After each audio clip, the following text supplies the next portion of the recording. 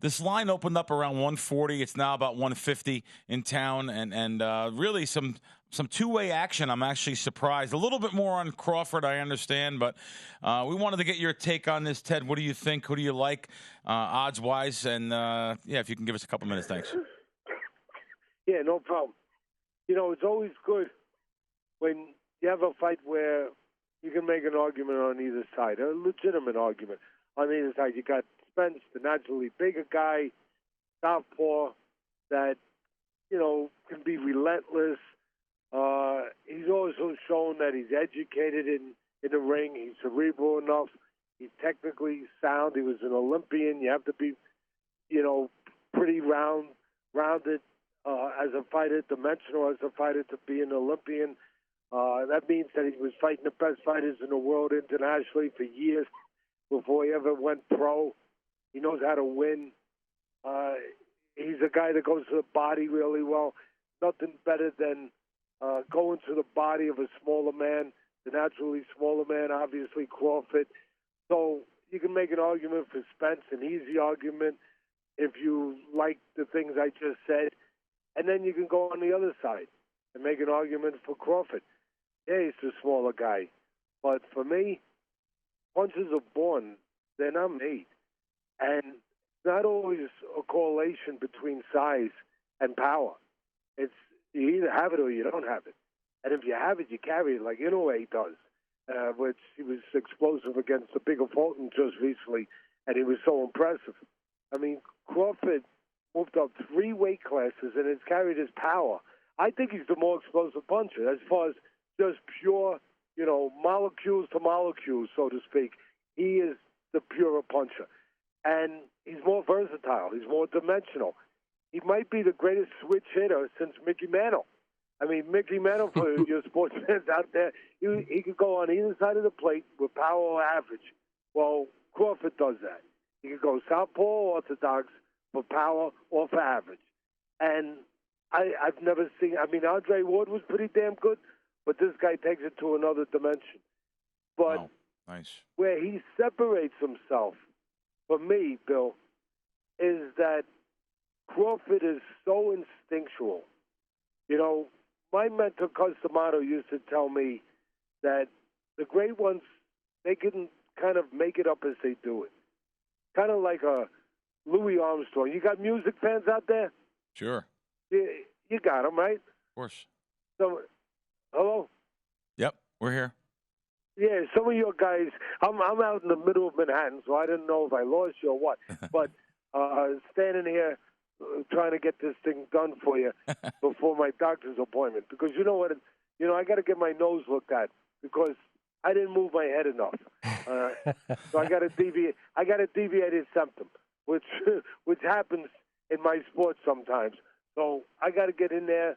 But in about 10 minutes, my son was good enough to pull me over on the side here. We're sitting in the car. People are looking at me, wondering why we're in a no parking zone on the phone as though everything's okay.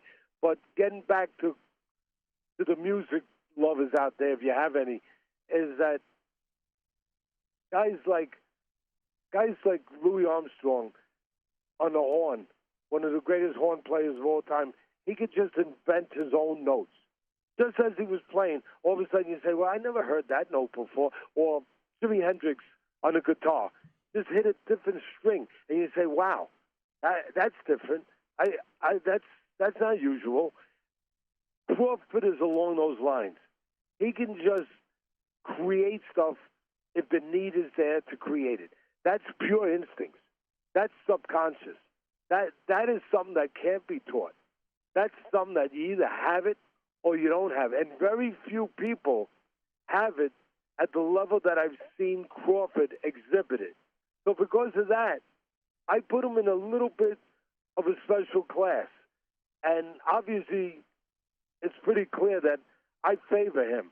But it's again, you can make an argument on either side. Physicality, size, Spence. And at the same time, not just a bigger guy who don't know what the hell he's doing, but a bigger guy who's got an educated jab. I mean, he beat Mikey Garcia, Spence, because he out-jabbed him. Yeah, Mikey Garcia was the smaller man, but he was supposed to be the better boxer. He was supposed to be the guy that was going to counterpunch all night. Guess what? It's hard to counterpunch on the outside when a guy is controlling you with a jab. And that's exactly what Spence did to shut down Mikey Garcia. So, both sides, good arguments, should be a good fight. So, Teddy, let me jump in here for a second because I want you to get to your doctor's appointment. So, Terence Crawford at -150. It sounds like if you had to make a bet, you'll tell me if I'm wrong or not, that you would still lean Crawford. And I want to ask you additionally on that to tell me what your response is to that. But also the total is set at 10.5 rounds with the over heavily juiced.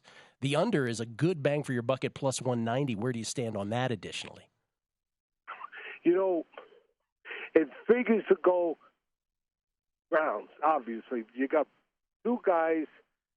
See, the great thing about this fight is that it's not 5 years too late. When Pacquiao and Mayweather came together, it was 5 years too late for Pacquiao. Mm-hmm. It was. And yeah, Crawford's getting up there a little bit, but you know what? I don't judge by his age chronologically. I judge him by the amount of punishment they've taken. And in that way, Crawford is not old. He's not used up. He doesn't have a lot of miles on the odometer. So you should get prime efforts from both guys. And I understand the smart guys out there, the guys that lay the lines, looking at top guys, top skills, both undefeated, both mentally together as well as physically together, that it's going to go rounds. But I'm going to go back to what I started this conversation with, that Crawford carries that power, and he's dimensional, and he's instinctual, and he can sometimes time you with shots you don't see. He's got the option of doing it on the outside where he lays traps.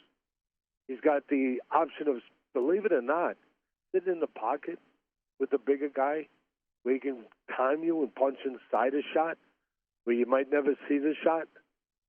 And as I said, he's got the option of going lefty or righty. I think it's feasible that Crawford hurts Spence before the night's over. Now, again, I understand, going with the over. For the reasons I just said, both guys technically sound, both guys undefeated, both guys mentally tough guys.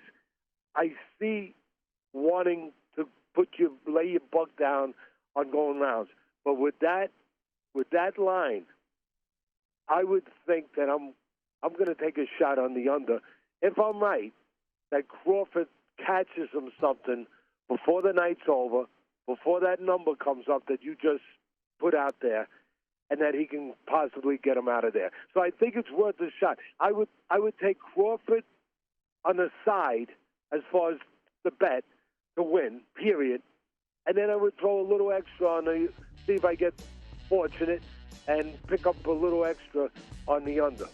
Go to VSiN.com/subscribe to become a VSiN Pro subscriber today.